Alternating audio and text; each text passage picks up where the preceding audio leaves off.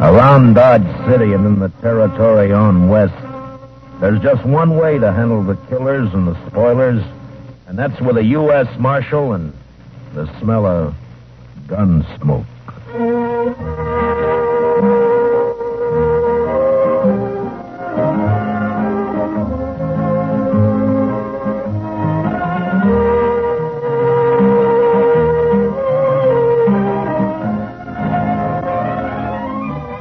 Gunsmoke, starring William Conrad.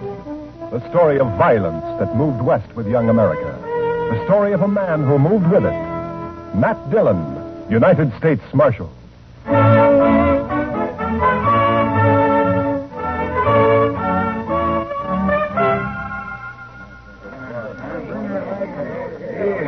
Howdy, Marshal. Hello, Mr. Biggs. Can I give you a hand? No. This is the last batch here. Hey, wait till the flies get to these buffalo hides in the morning and be enough vultures overhead to keep the place in the shade for a week. Yeah. You'll sure have your hands full by tomorrow night. It looks that way. When these boys turn them hides into cash, they'll bite the corks out of every bottle in town. And some of them look mean enough sober. Yeah. Well, you better bed down and get some sleep, Mr. Biggs. Where are your boys? I don't know. Jeff had some trouble with a dry axle up near Pawnee Rock, and Boaz stopped to help him fix it. But they shouldn't be this long behind me. Well, if I see him, I'll tell him where to find you. You can tell Jeff, but Boaz ain't even going to hear you. Why? What's the matter with him? Oh, he's riding higher than an eagle. You know that white buffalo you've been hearing about? The albino? Mm-hmm. Well, it's just Indian talk. Oh, you think so, huh? Well, if it is, Boaz sure shot himself a mighty scared buffalo. White as borax. That ought to fetch a price. Hey, anybody seen Marshal Dillon? Over here, Chester. You better saddle up, Mr. Dillon. What's the matter, Chester? Indian trouble. 2 men dead and a couple of wagons burned up out there. I found this. A war rattle made out of buffalo toes. Arapaho. Well, they haven't been making any trouble. Well, these did. I was topping a hill when I saw the wagons go up in fire. It was Indians, all right. I saw one ride off.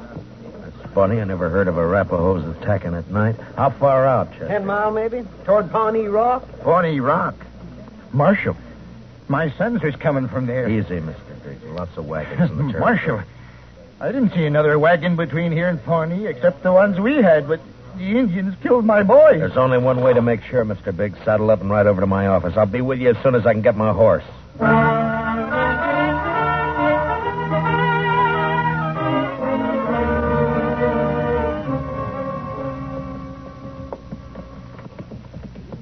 I cut back through those button willows over there when I spotted the wagons being fired. We must be close to it, then. Just over there.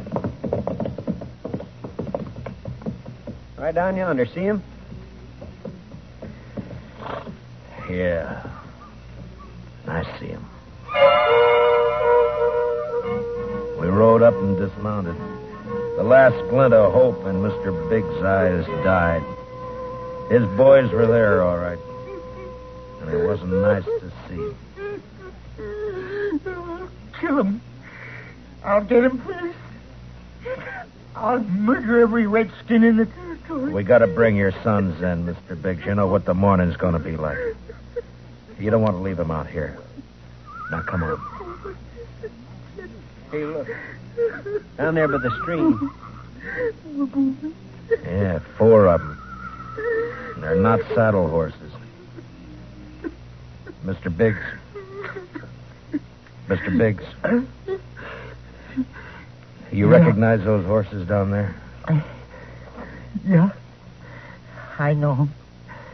Teams belong to Boaz and Jeff.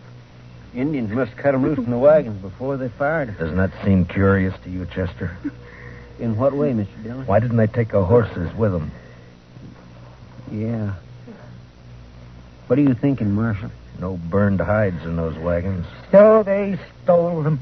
Yeah, they stole them. But Boaz and Jeff both have their rifles there beside them, and the horses are left behind, too. Horses and guns are the first things Indians would go for. What are you looking for, Mr. Dillon? Those buffalo hides weren't carried off without wagons. Yeah, here. Marks the 2 other wagons here, and they're fresh. I didn't see any other wagons, only these. Well, they'd finished and gone before you got here, Chester. Well, yeah, but I'd have caught up to any wagons on the trail to Dodge. Did you go by regular trail? Well, no, I figured the Indian I saw wasn't alone. I didn't want to get bushwhacked further on. You didn't see any Indian, Chester. But Mr. Dillon, just as plain No Indian would leave guns and horses. This job was done by white men. They didn't take anything that could be recognized or identified. You mean somebody's in Dodge by now? With the hides my boys worked and sweated to get? I'm afraid so, Mr. Biggs. There'll be more than 300 buffalo hunters there by morning. Could be any of them. We'll find our right ones. Oh, how? The albino. Whoever killed your sons will have that white buffalo hide.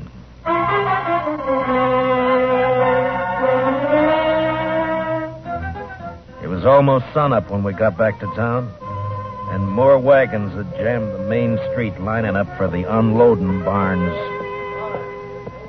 I rode down the line, looking them over one by one. Howdy, Marshal.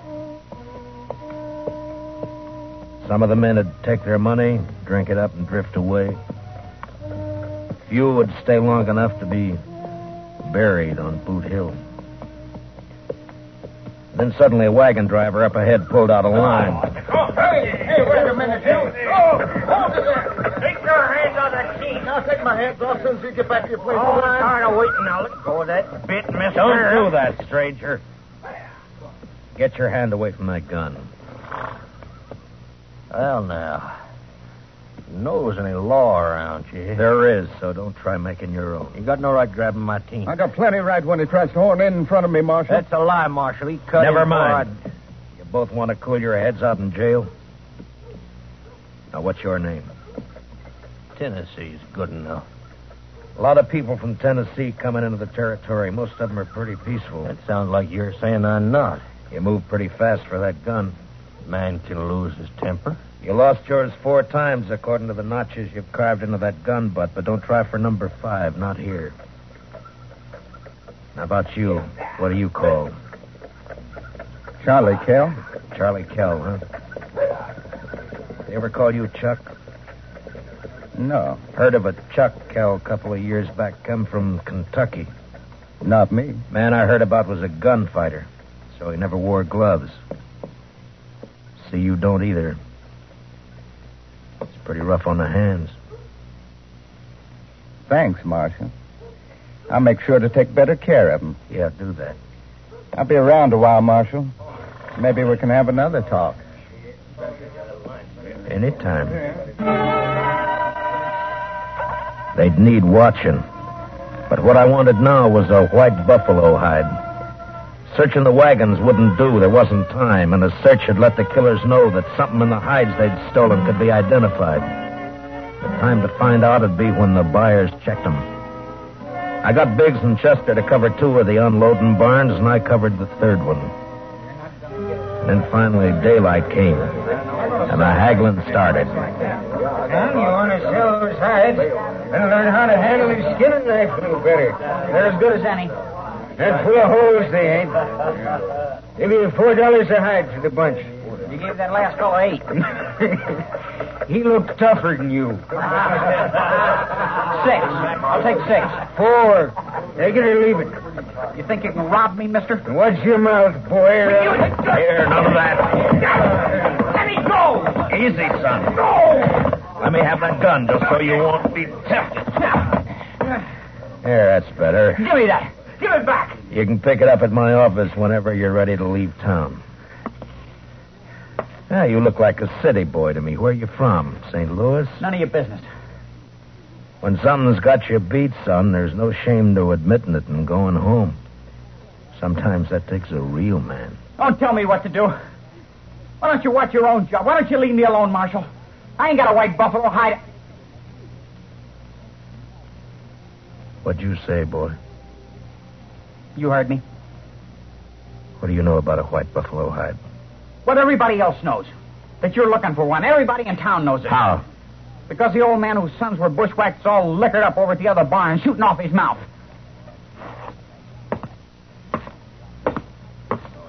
Don't go away mad, Marshal.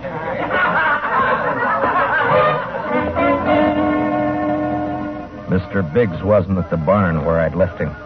I cut through an alley to Front Street and headed for the saloons. I never got to him. Mr. Dillon? Mr. Dillon? What's the matter, Chester? Old man Biggs. Where is he? I'm looking for him. Well, he was over by the barn I was watching, drunk, going through the wagon. Yeah, I know about that. I was trying to get him to go back to his own barn, but all of a sudden, he took off. For where? I don't know, but there was one wagon he was watching in particular. The driver walked away from it with a package of some kind. That white hide? It could have been, I don't know, but Big sure thought so. He lit out after the fellow with blood in his eye. Which way? Down there where the boy's been hitching the empty wagon. Well, let's go. If old boy's drunk enough to make trouble, he's liable to kill somebody. Or get killed.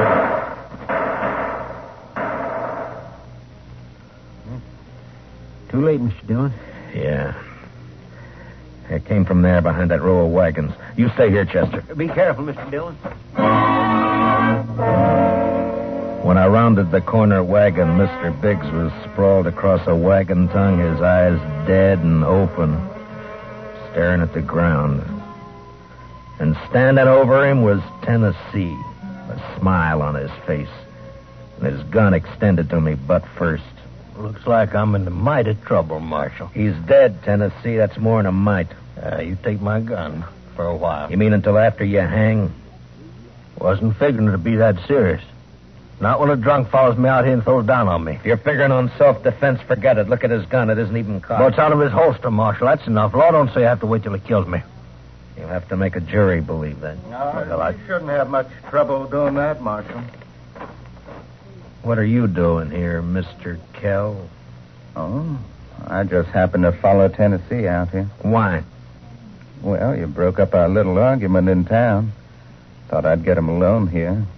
See if maybe he was still nursing a grudge he wanted to settle. But the old man beat me to it. Now, Tennessee here ain't exactly a friend of mine, as you know, but I hate to see any man hang when he ain't guilty. Is that your personal verdict, Mr. Kell? That's right, Marshal. The old man threw down on him, and Tennessee had to kill him in self-defense. Chester, Yes, sir, Mr. Dillon? which one of them had the package? This one. This is the fellow the old man was after. All right, Tennessee, where is it? don't know anything about a package. Look in the wagon, Chester.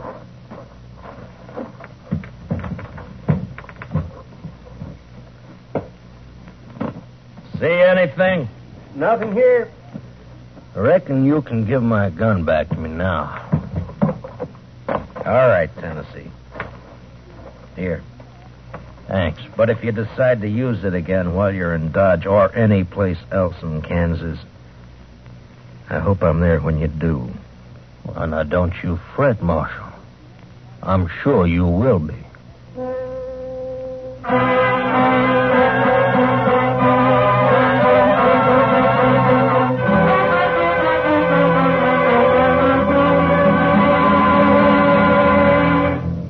We will return for the second act of Gunsmoke in just a moment. But first, action, excitement, thrills. That's Gangbusters. Gangbusters helps to fight crime by fearlessly naming the criminals. Listen for it later this evening on CBS Radio. Now, the second act of Gunsmoke.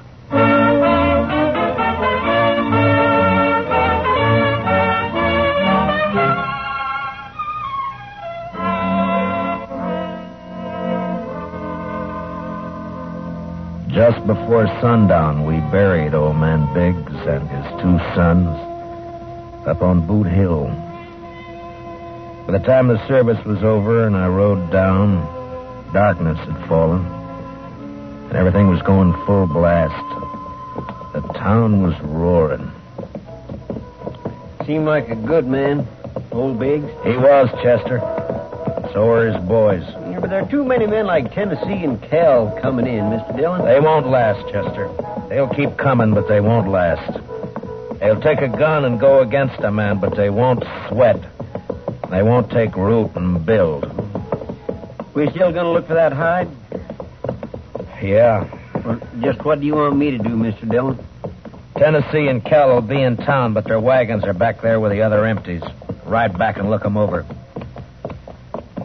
Well, they might have had somebody carry that package off for them. It might be, but they don't seem like partners, Mr. Dillon. From what I heard, you stopped them from gunfighting. Took more than one man to kill the Biggs boys, and more than one man and more than one wagon to cart the hides in. Well, you mean they staged that trouble just for you? Just for me. After they heard I was looking for that white hide. Well, why do you figure that, Mr. Dillon? When gunfighters start for their guns, nothing stops them, Chester. They both started, but they both stopped.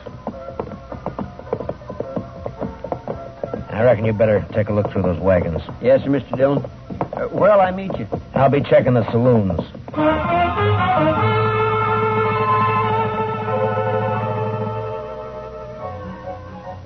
One by one, I made the stops. The Long Branch, the Alafraganza, the Texas Trail. And one by one, they got quieter as I went in. As though each place was holding its breath, waiting for something to happen. The last place was a Mexican hangout. A long, dark walk.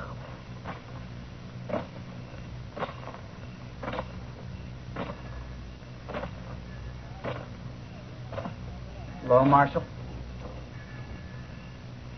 Can't see me, can you, Marshal? No.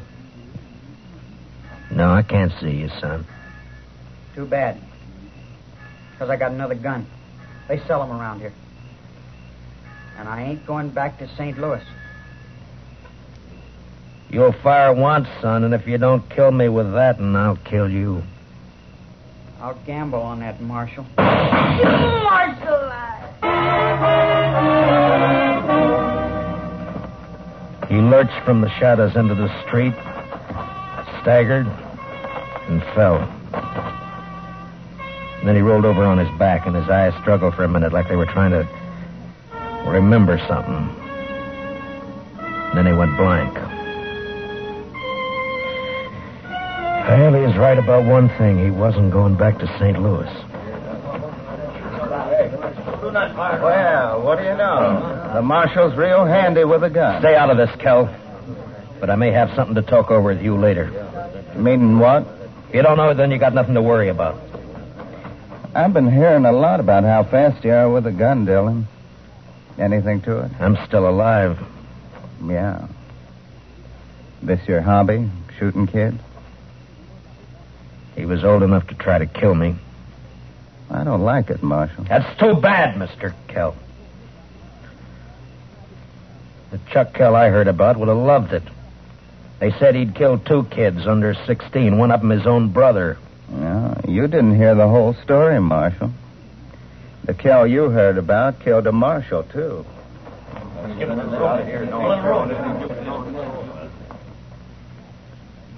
You made the bid, Mr. Kell. And you got a gun. Use it or I'll take it away from you. Come and get it. Anytime. Here it is.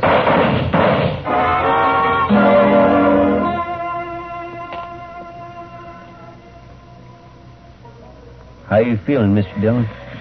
I'm all right, Chester. Doc fixed your head. Wasn't much he could do for Kell, though. I hit him. If you didn't, he sure died for nothing. He was fast, all right. Boys say you made him look like a sleepy burro. Never even cleared his holster. And my head says different. You didn't get that from Kell. What do you mean? Tennessee was up the street with a rifle. He creased you. Huh? Where is he now? I don't know, Mr. Dillon. He rode out of town before I could stop him. I was the only one who saw him. I was coming up street to find you. All right. Let's get out of here. Did you find anything in the wagons? No, sir. But I found Tennessee's wife. Wife? That's right, Mr. Dillon. In a small wagon next to his. He's a squaw man. His wife's an Indian girl. Well, let's find her.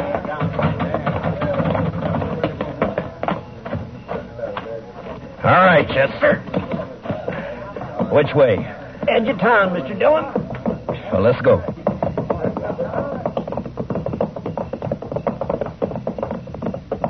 You talked to the wife? Yes, sir. Found out Tennessee and Kel were friends, all right.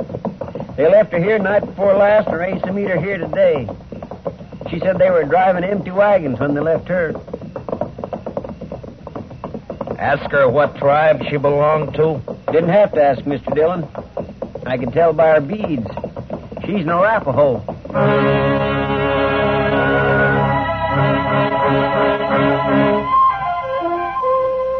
She was there, all right. Crouched by the wheel of a wagon.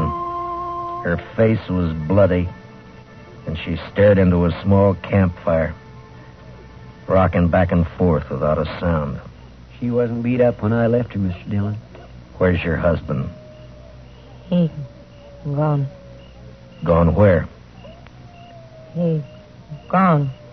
Tell me which way he went, and I'll bring him back to you. No. You lawman. Your husband had a white buffalo hide, didn't he? Tell me. No. Other man killed white buffalo. Then your husband took the hide away from him? Well, he buy hide. He didn't buy him. He killed 2 men to get him. He killed with Indian paint on his face. He left an Arapaho war rattle. He wants the blame to come to your people. If the white men think the Arapahoes are on the warpath, the soldiers will come. No. Arapaho peaceful. Where's the white hide? What'd your husband do with it? He tell me. Bury it. Where? Where's it buried? There. Back there. By tree. Go dig it up, Chester. And then stay with her till I get back. You going after him, Mr. Dillon? As soon as she tells me which way. All right, Mr. Dillon. You're white man. No good. Now tell me which way he went. You let him go. He not come back. I can't let him go.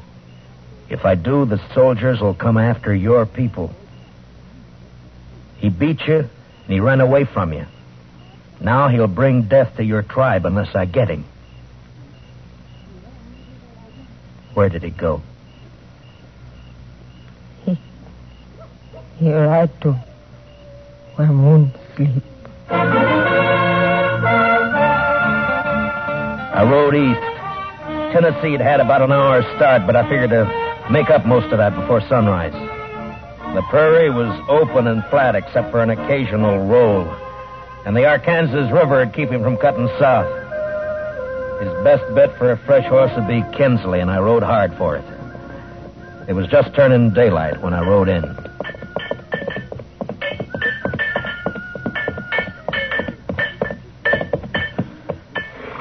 Well, howdy, Marshal. Morning. Good morning. Got a place I can water my horse? Trough right there. Just let him loose. You'll find it. Thank you. Looks like you come a long way. Dodge. Another fella here just a few minutes ago been riding hard, too. He come from up Pawnee way, though. Tall, dark, riding a vinegar roan? Yeah, that's right. You get a fresh horse here? I'd send my boy out the corral to get one for him. He'll be back soon. You mean he's still here in town? Yeah. Asked about breakfast, so I sent him over to the widow Hilliard's place. Right over there, across the road. Thank you. I'll be back. Say, you after that fella, Marshal?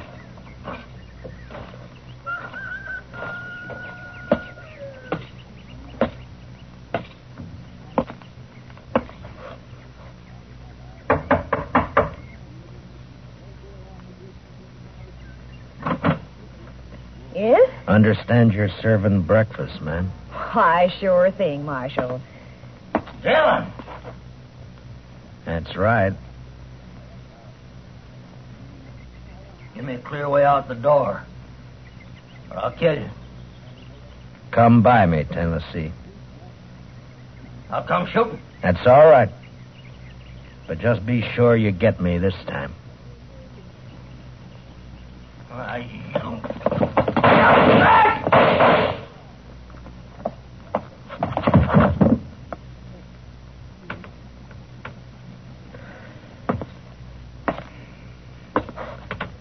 You hurt, ma'am?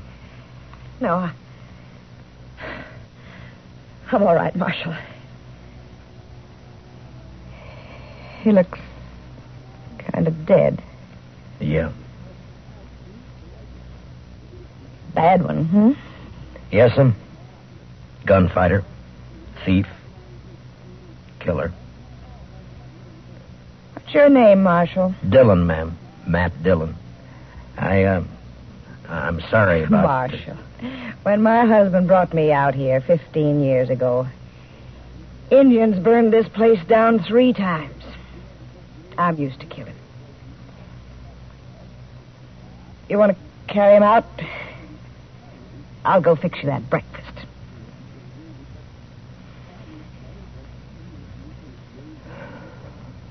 Thank you, ma'am. It's a long ride back to Dodge.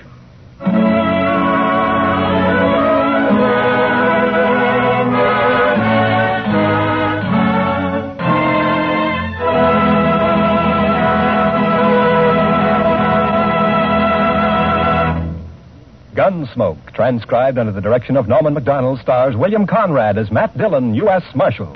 Tonight's story was specially written for Gunsmoke by Joel Murcott, with music composed and conducted by Rex Corey. Featured in tonight's cast were Stan Waxman, John Daner, and Larry Dobkin, with Sam Edwards, Lillian Baeff, Tom Holland, and Mary Lansing. Parley Bear is Chester. Join us again next week as Matt Dillon, U.S. Marshal, fights to bring law and order out of the wild violence of the West in Gunsmoke.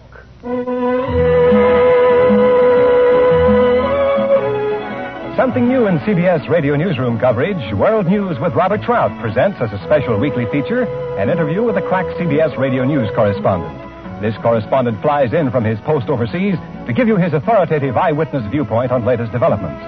Tomorrow afternoon on most of these same stations, World News with Robert Trout. This is Clarence Cassell speaking. And remember, from now to November, you'll find intensive, impartial campaign coverage on the CBS Radio Network.